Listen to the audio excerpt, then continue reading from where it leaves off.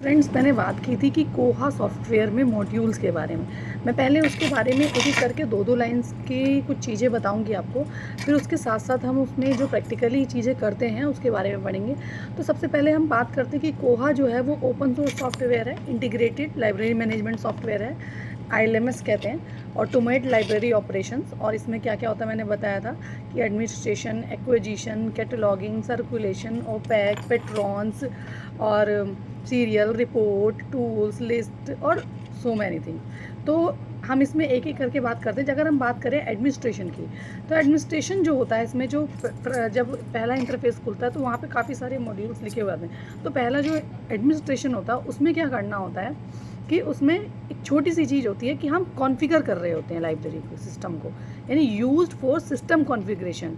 दूसरा होता है manage library branches, item type, circulation rules, users and system preferences. So मतलब आप उस सॉफ्टवेयर में एक्चुअली क्या करना चाहते हैं अपनी तरीके से, या उसमें क्या एड ऑन या फिर क्या चीज़ें रखना चाहते हैं उसके बारे में उस एडमिनिस्ट्रेशन में बताया। एडमिनिस्ट्रेशन का क्या काम होता है किसी भी जगह पे, उसको मैनेज करना। तो सेम थिंग होती है कोहा सॉफ्टवेयर में। अब बात करते हैं हम एक्विजिशन की। तो एक्विजिशन किस चीज़ से रिलेटेड है?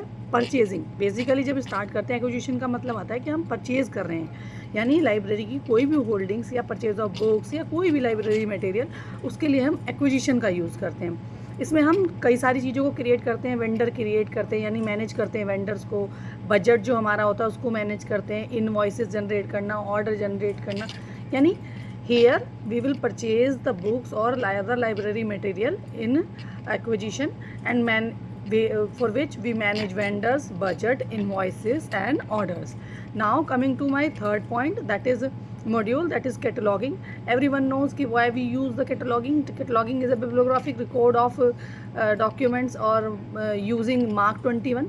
तो इसमें क्या होता है, इसमें क्या होता है कि ये जो होता है कैटलॉगिंग जो होता है ये हम इसमें क्रिएट भी कर सकते हैं, और मान चलिए क्रिएट करने के बाद कुछ गलती हो जाए या कुछ प्रॉब्लम हो जाए तो हम एडिट भी कर सकते हैं, यानी create and edit bibliographic records by using mark 21। आप सब लोग मार्क के बारे में थोड़ा बहुत तो जानते ही होंगे कि मार्क क्या होता है। मशीन रीडेबल कैटलॉग है जो कि यूनिवर्सली यूज़ होता है, जिससे हम इजीली डाटा एक्सचेंज कर सकते हैं, जिसमें टैग्स होते हैं, जिसके बारे में मैं डिटेल में आपको बताऊंगी। अभी मैं मतलब जो उसका ब्रीफ है वो बता रही हूँ।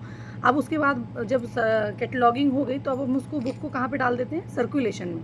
तो सर्कुलेशन का क्या काम है? सर्कुलेशन में यानी अब वो सर्कुलेट होगी, यानी issue, return, renew, reserve, transfer, so and. और ये सारे जो पॉइंट्स हैं वहाँ पर अवेलेबल होते हैं जब हम इंटरफेस खोलते हैं सर्कुलेशन का, जो कि मैं आपको एक प्रैक्टिकल के थ्रू बताऊंगी भी। तो उसमें ये चीज़ें अवेलेबल होती हैं। तो सर्कुलेशन में क्या क्या आता है? Issue, return, renew, transfer of books, reserve करते हैं कई लोग, यानी कैलकुलेट ओवर ड्यूज़ ये भी करता है। मान चलिए किसी ने बुक इशू करा रखी है और वो काफ़ी दिन तक उसने रिटर्न नहीं किया, तो calculate overdue fines and manage the borrower account.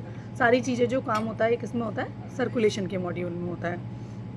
उसके बाद आ जाता है हमारा ओपैक, जिसकी फुल फॉर्म आप सब बहुत अच्छे से जानते हैं, ऑनलाइन पब्लिक एक्सेस कैटलॉग। ठीक है, ओपैक की सर्विसेज के थ्रू हम अपने यूज़र्स का टाइम भी सेव करते हैं, क्योंकि वो अपने आप अपने डेस्क पे बैठ के भी सर्च कर सकते हैं दिस लाइब्रेरी में कौन कौन सी चीज़ें अवेलेबल हैं, अगर हमने उन्हें ओपैक सर्विसेज प्रोवाइड कर रखी हैं तो। ठीक है, तो ऑनलाइन पब्लिक एक्सेस कैटलॉग यानी कैटलॉगिंग में जाके उसको सर्च करने कार्ड की बजाय मैनुअली ये ऑनलाइन मतलब हो गया है, तो इसलिए ईजी होता है। इसमें क्या होता है? Allow user to search the library catalogue online, मतलब कि आपको मैनुअली कार्ड देखने की जरूरत नहीं। मतलब एक ऑथर है, अच्छा इस बुक के कितने ऑथर्स अवेलेबल हैं, मतलब कितने ऑथर पे, तो वो इजीली जब अगर आपने डाल दिया लाइब्रेरी कैटलॉग की किताब चाहिए तो उस पर जितनी भी लाइब्रेरी कैटलॉग डालते ही, लाइब्रेरी कैटलॉग जैसे ही आप लिखेंगे तो उस पर जितनी भी मतलब उसके राइटर के साथ किताबें होंगी वो अवेलेबल हो जाएंगी।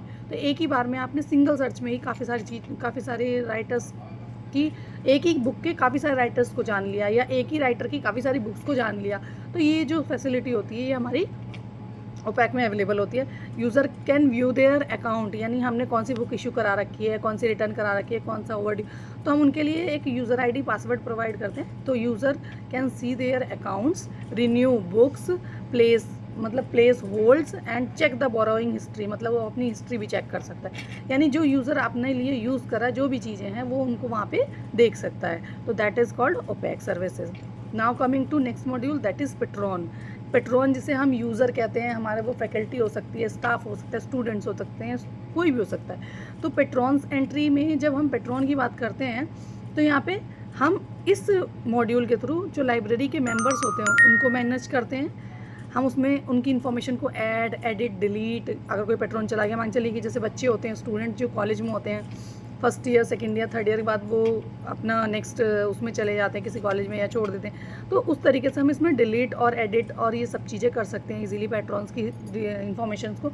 अगर कोई पब्लिक लाइब्रेरी है तो अगर मेंबरशिप ख़त्म हो गई है, वो रिन्यू नहीं कराना चाहते तो भी डिलीट, तो it's easy to use for the patrons. Okay, तो पेट्रॉन में हम ऐड, एडिट और डिलीट का भी यूज़ कर सकते हैं।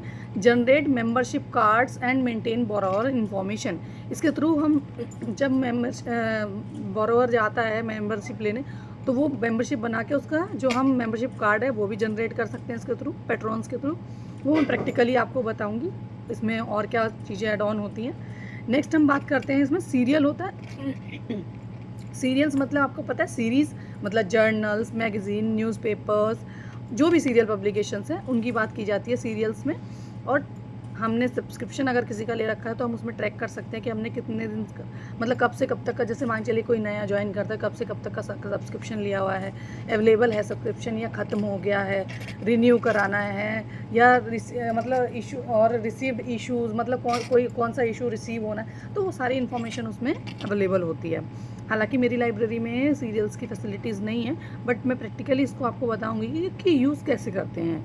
ठीक है, नेक्स्ट है हमारा रिपोर्ट्स। रिपोर्ट जनरेट करना मतलब जनरेट कस्टमाइज रिपोर्ट, मतलब कोई कस्टमाइज रिपोर्ट चाहिए मुझे सर्कुलेशन की या एक्विजिशन की या कैटलॉगिंग की या पेट्रॉन्स की, ठीक है, एसक्यूएल के थ्रू हम उसको जनरेट कर सकते हैं यहाँ से। तो रिपोर्ट्स का ये काम होता है। नेक्स्ट इंपॉर्टेंट टूल है इसमें टूल्स, जिसमें हम टूल्स में बहुत सारी फैसिलिटीज़ होती है। मान चलिए बहुत सारे यूज़र हैं, आप क्या करिए, एक गूगल फॉर्म बनाइए और उनको सर्कुलेट कर दीजिए कि गूगल फॉर्म पे जब आप आएँ तो अपनी इन्फॉर्मेशन फिल करके जाएँ। अब उस गूगल फॉर्म के थ्रू आप एक वो एक्सेल सीट क्रिएट कर लीजिए, वो पेट्रॉन्स की एक्सेल सीट क्रिएट, अब उसको CSV यानी डीएलएमएट फाइल में कन्वर्ट करके एक्सेल सीट को आप डायरेक्टली पेट्रॉन्स को इंपोर्ट एक्सपोर्ट भी कर सकते हैं, उसमें ये भी फैसिलिटीज़ होती है। तो ये किस में होता है, टूल्स में मौजूद होता है, ये टूल्स के थ्रू किया जाता है। इन्वेंट्री मैनेजमेंट हो गया, बैच मॉडिफिकेशन हो गया, बारकोड जनरेशन हो गया, ये सब जो है हमारे टूल्स में अवेलेबल होता है। नेक्स्ट अगर हम बात करें तो अथॉरिटीज़ उसमें अवेलेबल होती हैं। अथॉरिटीज़ में क्या होता है, maintain standardise name, subjects, headings जो भी उसमें अवेलेबल हैं।